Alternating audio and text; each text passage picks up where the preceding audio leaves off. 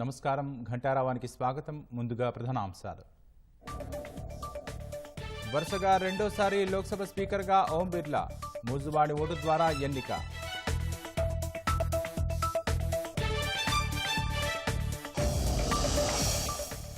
ఓం బిర్లాకు శుభాకాంక్షలు తెలిపిన మోదీ, రాహుల్ సభ సజావుగా నడపడంలో సభ్యులు సహకరిస్తారని విశ్వాసం.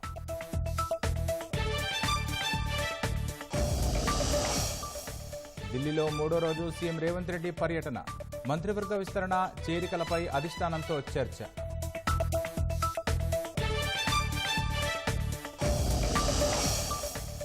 రాష్ట్ర ప్రభుత్వ ప్రతినిధిగా జితేందర్ రెడ్డి బాధ్యతలు.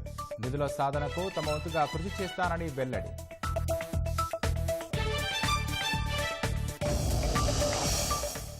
అమెరికాలో 5గురిని పొట్టనబెట్టుకున్న దుండగుడు. తుపాకీతో కాల్చుకొని ఆత్మహత్య చేసుకున్న నిందితుడు.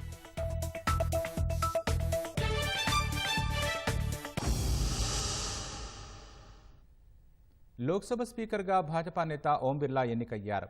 ఇండియా కూటమి అభ్యర్థి కె సురేష్పై ఆయన గెలుపొందారు. రెండుసార్లు లోక్సభ స్పీకర్ పదవి చేపట్టిన 5వ వ్యక్తిగా ఓం బిర్లా నిలిచారు. రెండుసార్లు స్పీకర్ పదవి చేపట్టిన వారిలో బలరాం జాఖడ్ ఒకరే 10 ఏళ్ల పదవీ కాలాన్ని పూర్తి చేశారు. 48 ఏళ్ల తర్వాత తొలిసారి లోక్సభ స్పీకర్ పదవికి ఎన్నిక జరిగింది.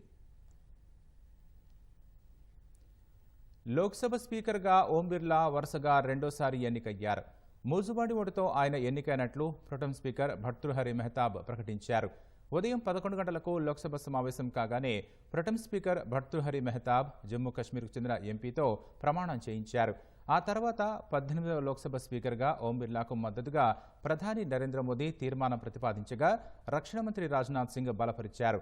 ఆ తర్వాత మరికొందరు మంత్రులతో పాటు ఎన్డీఏకు చెందిన ఎంపీలు ఓం బిర్లా అభ్యర్థిత్వానికి మద్దతు ప్రకటించారు. ఆ తర్వాత ఇండియా కూటమి తరఫున కె సురేష్ పేరును శివసేన ఎంపీ అరవింద్ సావంత్ ప్రతిపాదించగా మరికొందరు బలపరిచారు. అనంతరం మూజువాడి ఓటుతో 18వ లోక్సభ స్పీకర్గా ఓం బిర్లా ఎన్నికైనట్లు ప్రొటెం స్పీకర్ భర్తృహరి మెహతా ప్రకటించారు. ప్రధాని నరేంద్ర మోదీ, ప్రతిపక్ష నేత రాహుల్ గాంధీ, పార్లమెంటు వ్యవహారాల శాఖ మంత్రి కిరణ్ రిజిజు ఓం బిర్లా స్థానం వద్దకు వెళ్లి అభినందనలు తెలిపారు. ఆ తర్వాత ఆయన్ను స్పీకర్ స్థానం వద్దకు తీసుకొచ్చారు. ఈ సందర్భంగా ప్రసంగించిన ప్రధాని మోదీ ఓం బిర్లాపై ప్రశంసలు కురిపించారు. कार्य आजादी के 70 साल में नहीं हुए. आपकी अध्यक्षता में इस सदन ने इसको करके दिखाया. आदरणीय अध्यक्ष जी, लोकतंत्र की लंबी यात्रा में कई पड़ाव आते हैं. कुछ अवसर ऐसे होते हैं जब हमें कीर्तिमान स्थापित करने का सौभाग्य मिलता है. 17वीं लोकसभा में उपलब्धियां, मुझे पूरा विश्वास है देश आज भी और भविष्य में उसका गौरव करेगा. आज देश अपनी आकांक्षाओं की पूर्ति के लिए भारत को आधुनिक बनाने की दिशा में जब हर तरह से प्रयास हो रहे हैं, मैं मानता हूं कि ये नया संसद भवन भी अमृतकाल के भविष्य को लिखने का काम करेगा और वो भी आपकी अध्यक्षता में.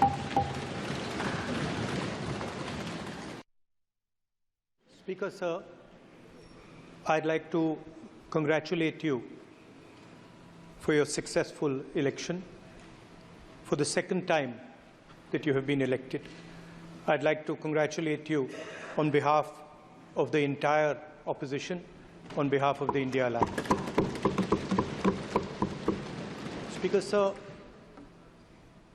this House represents the voice of India's people. And you, Speaker sir, are the final arbiter of that voice.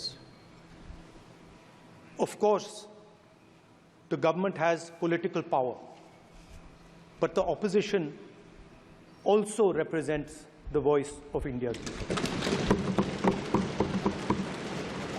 And this time, the opposition represents significantly more voice of the Indian people than it did last time. Speaker, sir, the opposition would like to assist you in doing your work. We would like the House to function often and well. Speaker, sir, it is very important that cooperation happens on the basis of trust. It is very important that the voice of the opposition is allowed to be represented in this House. NDA బలపరిచిన ఓం బిర్లా 2 సార్లు Lok Sabha speaker పదవిని చేపట్టిన 5వ వ్యక్తిగా నిలిచారు. 2 సార్లు speaker పదవి చేపట్టిన వారిలో బలరాం ఠాకర్ ఒకరే 10 ఏళ్ల పదవీ కాలాన్ని పూర్తి చేశారు. 3 సార్లు ఎమ్మెల్యేగా 3 సార్లు ఎంపీగా గెలిచిన ఓం బిర్లా రాజస్థాన్కు చెందిన నేత. యువమోర్చా నుంచి అంచెలంచెలుగా ఆయన ఎదిగారు.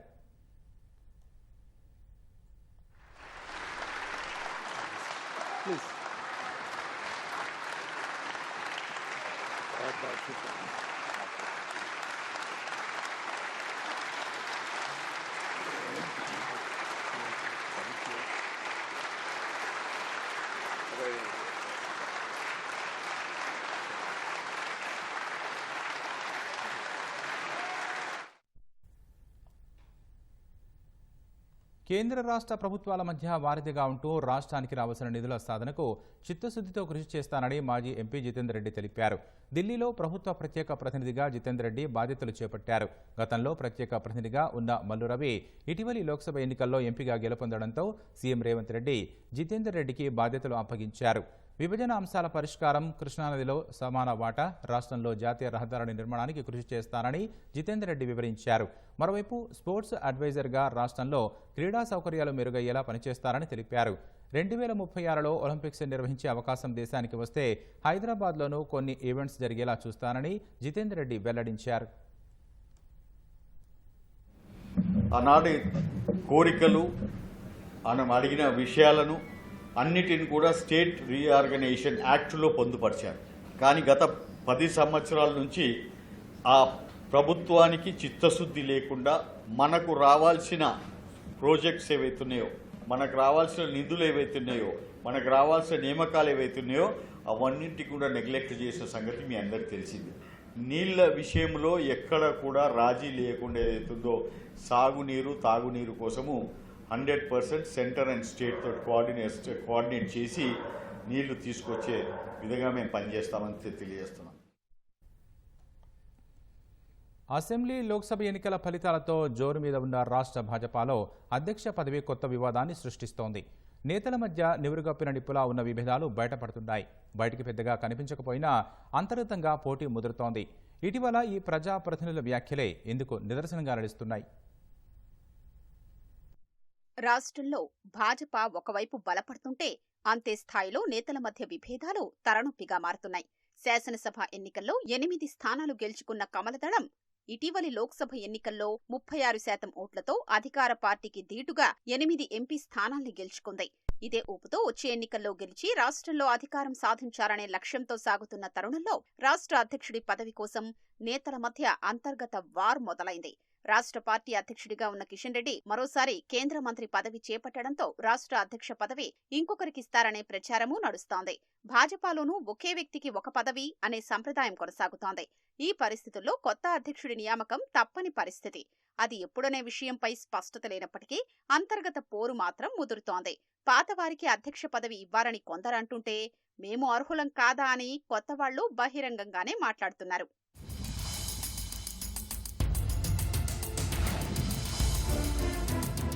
పార్టీలోని అందరి అభిప్రాయాలు తీసుకున్న తరువాత దేశం కోసం, ధర్మం కోసం పనిచేసే దూకుడు స్వభావం కలిగిన వ్యక్తికే రాష్ట్ర అధ్యక్షుడిగా నియమించారని గోషామహల్ ఎమ్మెల్యే రాజాసింగ్ చేసిన వ్యాఖ్యలు అగ్గిరాజేశాయి. అధ్యక్ష పదవి రేసులో ఉన్నారని ప్రచారం జరుగుతున్న ఈటెల రాజేందర్ నేరుగా రాజాసింగ్ పేరు ప్రస్తావించకుండా ఈ వ్యాఖ్యలకు కౌంటర్ చేశారు. 5 ముఖ్యమంత్రులతో కొట్లాడానని, ఫైటర్ అంటే స్ట్రీట్ ఫైటర్ కావాలా అంటూ రాజాసింగ్ వ్యాఖ్యల్ని తిప్పికొట్టారు. ఏనుగు కుంభస్థలం కొట్టే సత్తా తమకుందనే అభిప్రాయం వ్యక్తం చేశారు. భాజపాలో చేరిన తర్వాత కొత్త పాత అంటూ ఉండదని, హిమంత బిశ్వశర్మ అసోం ముఖ్యమంత్రి అయ్యారని గుర్తు చేశారు. ఎవరైనా పార్టీ అధ్యక్షుడు కావచ్చని రాష్ట్ర సారథి పగ్గాల్ని ఆశిస్తున్న మెదక్ ఎంపీ రఘునందన్ రావు తన అభిప్రాయాన్ని వ్యక్తం చేశారు.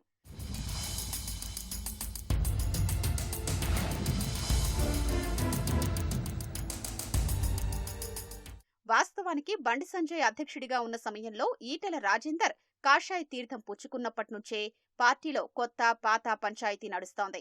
అధిష్టానం సైతం ఢిల్లీకి పిలిపించుకుని విభేదాలు పక్కనబెట్టి పనిచెయ్యాలని చురకను అంటించింది. విభేదాలు తగ్గకపోగా రాష్ట్ర అధ్యక్షుడిని మార్చే స్థాయికి తీసుకొచ్చింది. అనూహ్యంగా అందరికీ ఆమోదయోగ్యంగా ఉండే కిషన్ రెడ్డిని రాష్ట్ర అధ్యక్ష బాధ్యతలు కట్టబెట్టింది.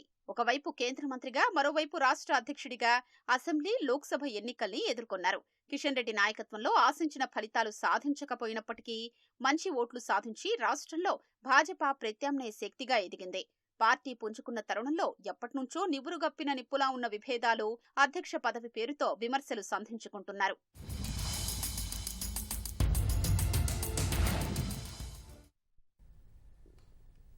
మహిళలపై జరుగుతున్న అఘాయిత్యాలను నిలువరించాలని డిమాండ్ చేస్తూ భాజపా మహిళా మోర్చా సచివాలయాన్ని ముట్టడించింది.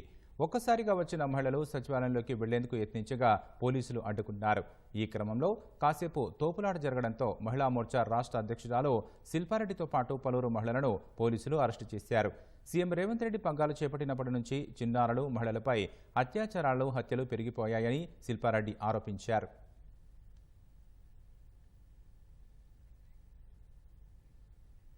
రాష్ట్ర వ్యాప్తంగా తాత్కాలికంగా ఉస్మానియా ఆసుపత్రి మినహా సమ్మె విరమించినట్లు జూడాలు ప్రకటించారు. నిన్న అర్ధరాత్రి వరకు డిఎంఏ, వైద్య ఆరోగ్య శాఖ ఉన్నతాధికారులతో జూడాలు చర్చలు నిర్వహించారు. ఉస్మానియా, గాంధీ, జూడాల వసతి భవనాలకు, కాకతీయ యూనివర్సిటీలో రహదారుల పునరుద్ధరణకు నిధులు విడుదల చేస్తామని సర్కారు హామీ ఇచ్చింది. ఈ నేపథ్యంలో ఇవాళ సాయంత్రంలోగా జీవోలు విడుదల చేయాలన్న షరతుపై తాత్కాలికంగా సమ్మె విరమిస్తున్నట్లు పేర్కొన్నారు. జీవోలు విడుదల కాని పక్షంలో తిరిగి రేపటి నుంచి సమ్మె చేపడతామని పేర్కొన్నారు. అయితే ఉస్మానియా ఆసుపత్రికి నూతన భవన నిర్మాణానికి సంబంధించి హామీ రాకపోవడంతో సమ్మె కొనసాగిస్తున్నట్లు ఉస్మానియా జూడాలు తెలిపారు.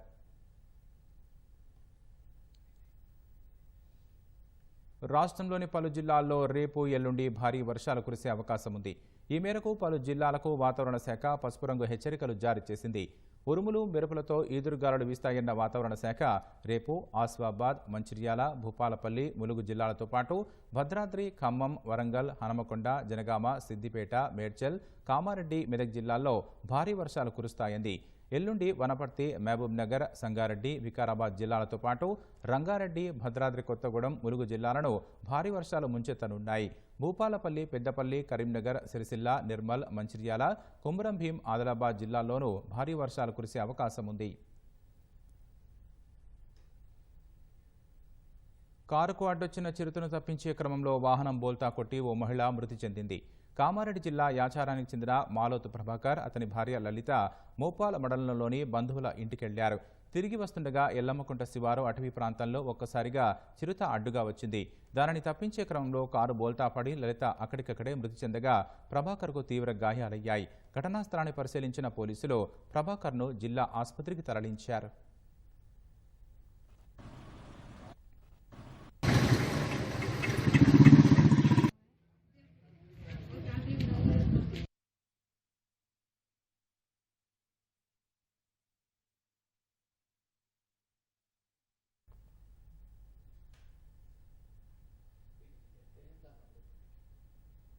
రంగారెడ్డి జిల్లా శంషాబాద్ మండలంలో చిరుతపులిని పట్టుకునేందుకు అటవీశాఖ అధికారులు చర్యలు చేపట్టారు. ఇప్పటికే 2 బోన్లు, 20 ట్రాప్ కెమెరాలు ఏర్పాటు చేశారు. గాన్సిమియాగూడలో పెట్టిన ట్రాప్ కెమెరాకు అడవి పిల్లి చిక్కింది. గ్రామంలో ఇప్పటికే ఓ దూడ, కుక్కపై దాడి జరిగింది. అయితే అది చిరుత లేదా హైనా చేసి ఉంటుందని అటవీశాఖ అధికారులు భావిస్తున్నారు. అడవి పిల్లి జంతువులపై దాడి చేయదని వెల్లడించారు. చిరుత లేదా హైనా ఏదైనప్పటికీ పట్టుకుంటామని అటవీశాఖ అధికారులు తెలిపారు. మరోవైపు చిరుత సంచారం ప్రచారంతో గ్రామస్తులు ఆందోళన చెందుతున్నారు. వ్యవసాయ పనులకు గుంపులుగా వెళ్లి వస్తున్నారు. సిసిపూడిలో చిరుతగా మేము గుర్తించడం జరిగింది. జరిగిన వెంటనే అదే రోజు ఇక్కడ మొత్తం కూడా పులి యొక్క పాదాలతోటి దాని ఆనవాళ్ళు మొత్తం కూడా ఉండి 2-3 కుక్కలు దీనికి ఒక్కొక్క మీద దాడి చేసింది. ఈ గ్యాన్స్ మీద కూడా గ్రామంలో మొత్తం కూడా 80% రైతులు ఉండడం జరుగుతుంది. వాళ్ళు పంట పొలాలకు వెళ్ళి తమ వ్యవసాయ క్షేత్రంలో పనిచేయాలని కానీ భయం భక్తితో ఇలా ప్రజలు ఇంట్లో బయటకు పరిస్థితి ఏర్పడ్డది. కావున ఫారెస్ట్ అధికారులు వెంటనే స్పందించి నిన్న 2 బోన్లు కూడా ఏర్పాటు జరిగింది. కానీ ఇక్కడ కూడా ఈ రోజు ఆనవాళ్ళు కలవాలని చెప్పి చెప్తా ఉన్నారు. ఖచ్చితంగా ఇంకా తీవ్రమైన స్థాయిలో చర్యలు తీసుకోవాలని చెప్పేసి మీ ఫారెస్ట్ అధికారులని కోరుతా ఉన్నాం. సూర్యాపేట జిల్లా రాయనగూడెం బ్యాంక్ ఆఫ్ బరోడాలో నకిలీ బంగారం స్కామ్ వెలుగులోకి వచ్చింది. నేరేడుచెర్ల మండలం వైకుంఠాపురానికి చెందిన కేశవరపు రాజేష్తో పాటు మరో 7గురు నకిలీ బంగారం పెట్టి దాదాపు 54 లక్షల రూపాయలు లోన్ తీసుకున్నారు. రాజేష్ మిర్యాలగూడలో గోల్డ్ షాప్ పెట్టి నష్టపోవడంతో ఆంధ్రప్రదేశ్లోని నెల్లూరు, తెనాలిలో నకిలీ పుత్తడి చేయించి గొలుసు మీద ఎవరికీ అనుమానం రాకుండా హాల్మార్క్ చేయించాడు. లోన్ వచ్చాక కొంత నగదు ఇచ్చేలా బ్యాంకు అప్రైజర్ నరేందర్తో ఒప్పందం చేసుకున్నాడు. బ్యాంకు అధికారుల ఫిర్యాదుతో దర్యాప్తు చేపట్టిన పోలీసులు 8 మందిని అరెస్టు చేసి రిమాండ్కు తరలించారు.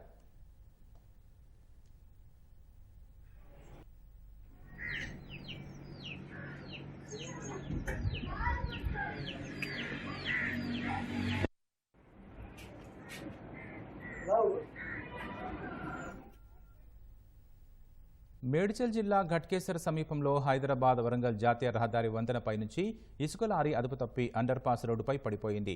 దీంతో క్యాబిన్లో మంటలు చెలరేగాయి. డ్రైవర్ లారీ నుంచి కిందకు దూకడంతో అతనికి తీవ్ర గాయాలయ్యాయి. స్థానికుల ద్వారా సమాచారం అందుకున్న పోలీసులు సంఘటనా స్థలానికి చేరుకున్నారు. అగ్నిమాపక సిబ్బందితో మంటలను అదుపులోకి తీసుకొచ్చారు. ఈ మార్గంలో రాకపోకలకు అంతరాయం కలిగింది. గాయపడిన డ్రైవర్ను స్థానిక ప్రభుత్వ ఆసుపత్రికి తరలించారు.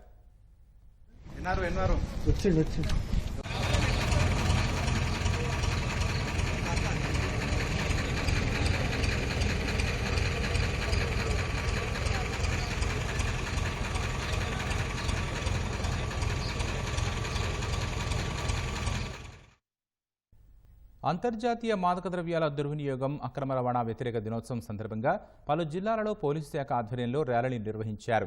జగిత్యాల జిల్లాలో ఎస్పీ అశోక్ కుమార్ ర్యాలీని ప్రారంభించారు. మాదక ద్రవ్యాలకు యువత దూరంగా ఉండాలని జగిత్యాల బస్టాండ్ చౌరస్తా వద్ద ప్రతిజ్ఞ చేయించారు. హనుమకొండ జిల్లా పరకాలలో బస్టాండ్ నుంచి అంబేద్కర్ సెంటర్ వరకు ర్యాలీ నిర్వహించారు. ఎవరైనా అక్రమంగా డ్రగ్స్ అమ్మినట్టు తెలిస్తే కఠిన చర్యలు తీసుకుంటామని పరకాల ఏసీపీ కిషోర్ కుమార్ హెచ్చరించారు. మహబూబాబాద్లో కాళోజీ వాకర్స్ అసోసియేషన్ ఆధ్వర్యంలో ప్లకార్డులతో నినాదాలు చేస్తూ అవగాహన ర్యాలీ నిర్వహించారు. మాదక ద్రవ్యాల దుర్వినియోగం, అక్రమ రవాణాకు వ్యతిరేకంగా జరుగుతున్న పోరాటంలో ప్రతి ఒక్కరూ భాగస్వామ్యం కావాలని ఖమ్మం పోలీస్ కమిషనర్ సునీల్ దత్ పిలుపునిచ్చారు.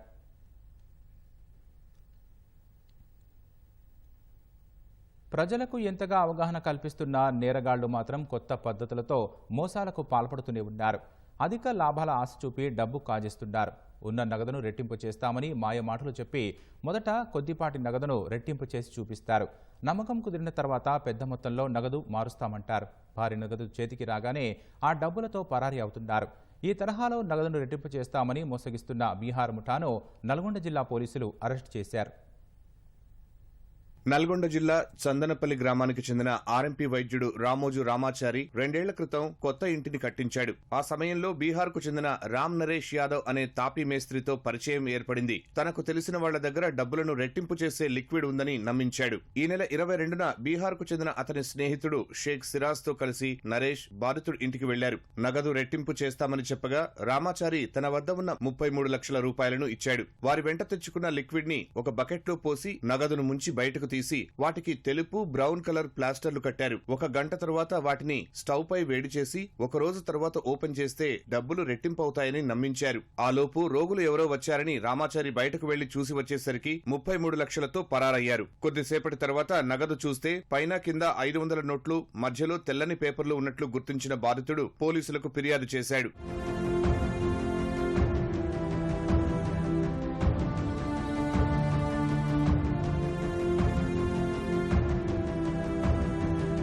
బాధితుడి ఫిర్యాదు మేరకు కేసు నమోదు చేసి దర్యాప్తు చేపట్టిన పోలీసులు నల్గొండ రైల్వే స్టేషన్లో 2 నిందితులను అరెస్టు చేశారు. వారి నుంచి 24 లక్షల రూపాయల నగదు, 3 సెల్ ఫోన్లు స్వాధీనం చేసుకున్నారు.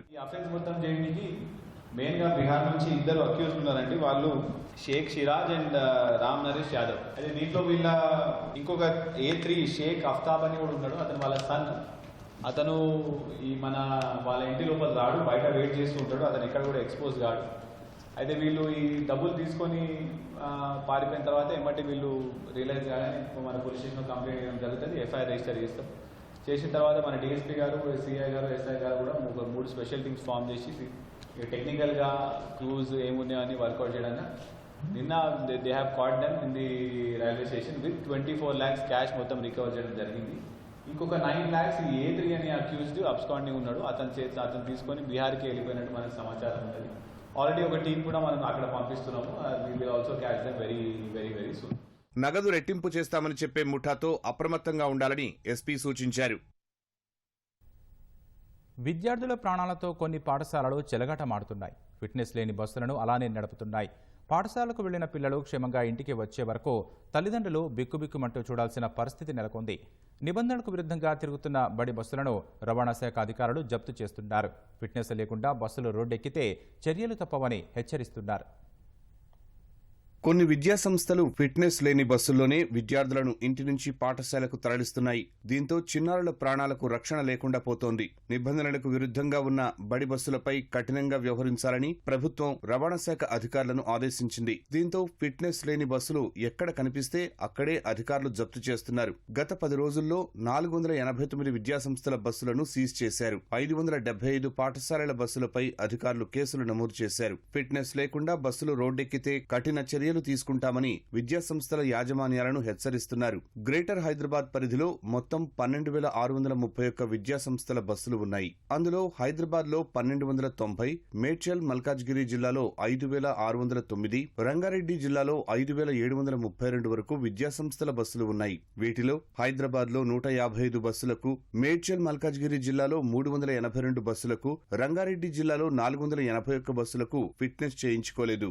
ఈ 3 జిల్లాల పరిధిలో 1018 బస్సులు ఫిట్ చేయించుకోలేదని రవాణా శాఖ అధికారులు వెల్లడించారు. దీంతో హైదరాబాద్ లో 154 కేసులు, రంగారెడ్డి జిల్లాలో 71 కేసులు, మేడ్చల్ మల్కాజ్గిరి జిల్లాలో 72 కేసులు నమోదయ్యాయి. 3 జిల్లాలకు కలిపి 20,86,000 రూపాయల జరిమానాను అధికారులు వసూలు చేశారు. హైదరాబాద్ లో 121 బస్సులను, రంగారెడ్డిలో 68 బస్సులను, మేడ్చల్ మల్కాజ్గిరి జిల్లాలో 67 బస్సులను రవాణా శాఖ అధికారులు జప్తు చేశారు. రాష్ట్ర వ్యాప్తంగా 23,824 విద్యాసంస్థల బస్సులు ఉన్నాయి. వీటిలో 2,879 బస్సులకు ఇప్పటి వరకు ఫిట్నెస్ పరీక్షలు చేయించుకోలేదు. దీంతో రాష్ట్ర వ్యాప్తంగా 575 విద్యాసంస్థల బస్సులపై అధికారులు కేసులు నమోదు చేశారు. ఇప్పటి వరకు రాష్ట్ర వ్యాప్తంగా 489 బస్సులను సీజ్ చేసినట్లు రవాణా శాఖ అధికారులు తెలిపారు. గ్రేటర్ హైదరాబాద్ మినహాయించి అత్యధికంగా సంగారెడ్డిలో 42 బస్సులు, కరీంనగర్లో 20, ఖమ్మంలో 20, నారాయణపేటలో 19 బస్సులను జప్తు చేశారు. హనుమకొండలో 13, సిద్దిపేటలో 12,